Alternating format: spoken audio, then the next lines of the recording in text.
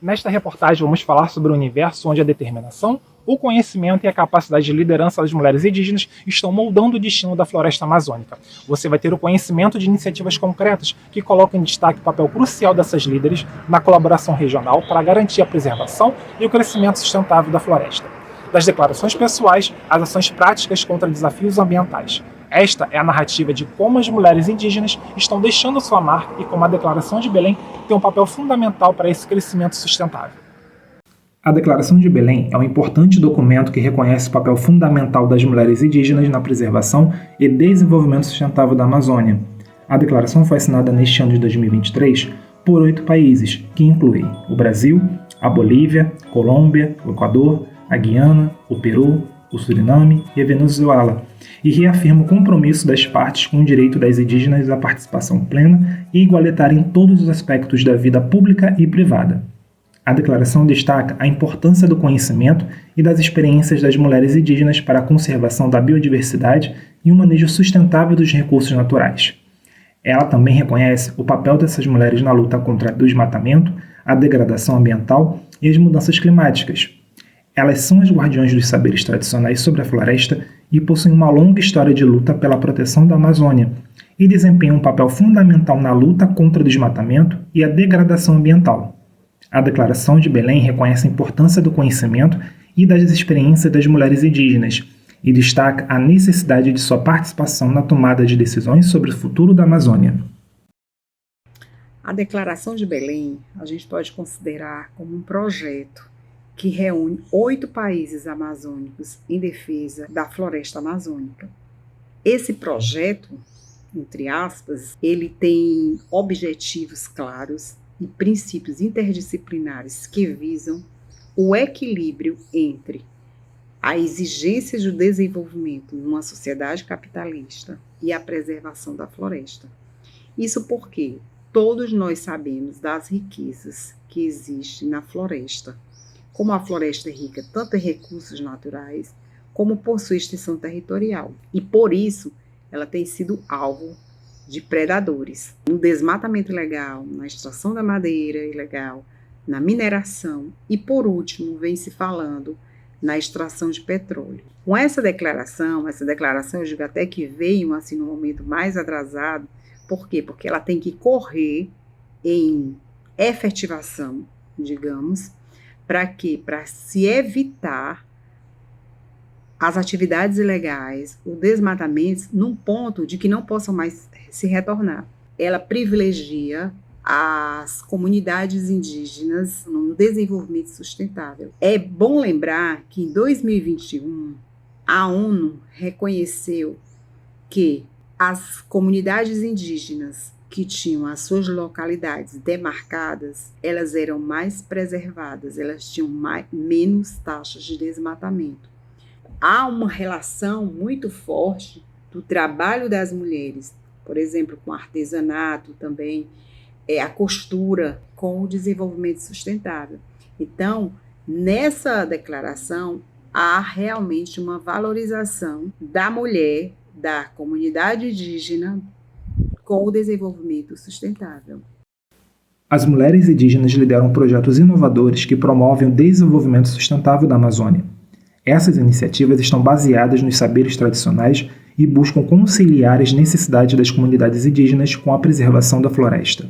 Um exemplo é o Sistema Agroflorestal da Terra Indígena do Xingu, uma forma rentável e sustentável que pode ser desenvolvida sem a necessidade de degradação da mata nativa. Características da região amazônica são ideais para o cultivo.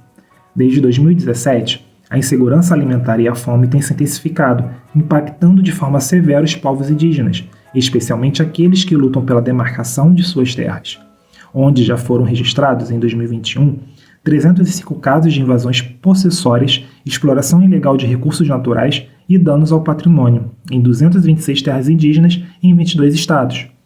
Essas ações foram marcadas, na maioria dos casos, pela intensidade, continuidade, quantidade e imposição da força e violência contra as comunidades indígenas. A importância da contribuição desse documento é que ele vai reconhecer pontos de diálogo, de reivindicações, que a gente já faz há muito tempo dentro do movimento indígena. há muito, muito tempo. Uma coisa positiva da declaração, da escrita da declaração, é que vai sincretizar todas essas reivindicações que dentro de um só documento. E um documento que não é só reconhecido pelo Estado brasileiro, mas sim por outros estados que têm a Amazônia como posto de contato.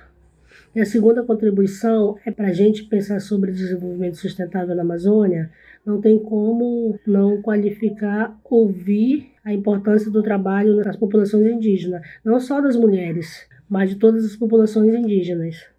A Declaração de Belém marca um passo crucial para valorizar as mulheres indígenas na preservação e crescimento sustentável da Amazônia.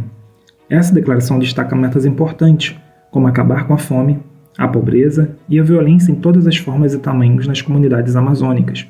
Isso se alinha com os Objetivos de Desenvolvimento Sustentável para 2030, e a declaração enfatiza a importância em dar voz e espaço aos povos indígenas e às comunidades locais, especialmente àqueles em situações vulneráveis. Proteger e promover os direitos humanos, garantindo igualdade para todos, sem distinção de raça ou qualquer outra característica. Combater todas as formas de discriminação, promover a igualdade de gênero, fortalecendo as mulheres e seus direitos para que possam participar ativamente na transformação das suas comunidades. E a Declaração de Belém ressalta um futuro em que todos possam contribuir e prosperar com respeito e igualdade para as mulheres indígenas na Amazônia. Essa participação tem um objetivo de afastar aquela possibilidade de que programas de governo sejam feitos em escritório por tecnocratas, digamos, e sejam apenas levados para a comunidade sem a sua participação. Quando a gente sabe que muitas vezes a própria comunidade tem muito mais capacidade de destacar e resolver seus problemas de uma forma duradoura. Além dessa participação, dentre os princípios está a igualdade de gênero. E na igualdade de gênero se fala em um protagonismo feminino, em empoderamento. Empoderamento é político. Se o empoderamento é político, é necessário, é obrigatório a participação das mulheres no centro de decisão e poder.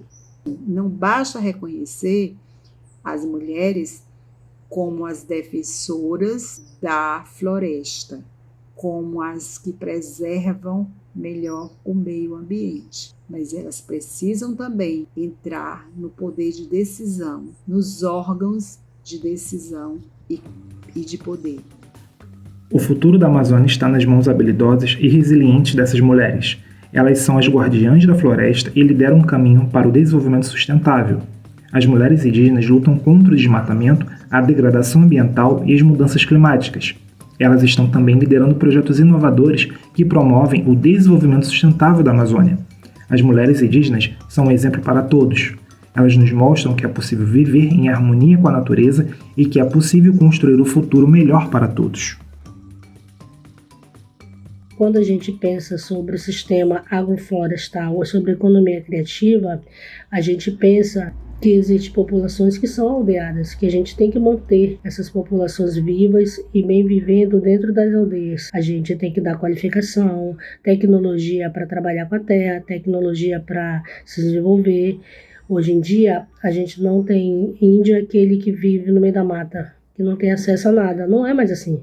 Tem aldeias como a nossa, dos Anambé, que necessita de um bom Wi-Fi, necessita de educação para as crianças poder escolher se elas vão permanecer no sistema de aldeia ou se elas vão escolher outras profissões, mais tarde que venham contribuir com a aldeia.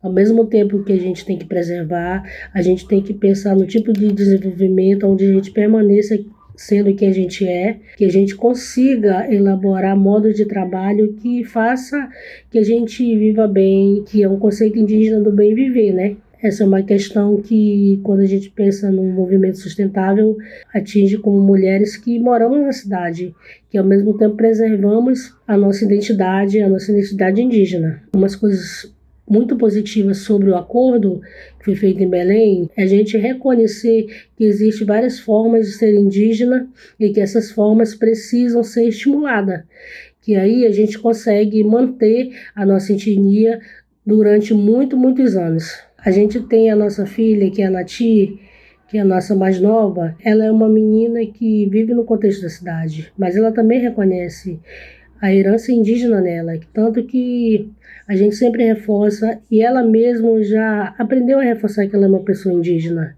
que no futuro ela será uma mulher indígena, independente do lugar onde ela vai trabalhar, independente da profissão que ela vai escolher, ela sempre vai ser Guarani Anambé. Eu acho que com isso a gente pensa que a gente pode ser e ter cada vez mais mulher indígena guiando esse processo de economia no meio ambiente, de organizações que venham para proteger a Amazônia, que ao mesmo tempo pensa sobre a preservação e sobre as etnias.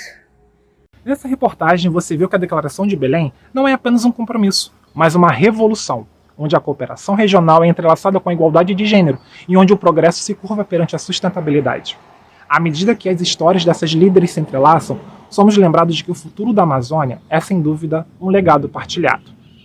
Agradeço a sua audiência e se você gostou desta matéria e gostaria de compartilhar, entre agora mesmo no nosso site www.mulheresjornalistas.com. Obrigado!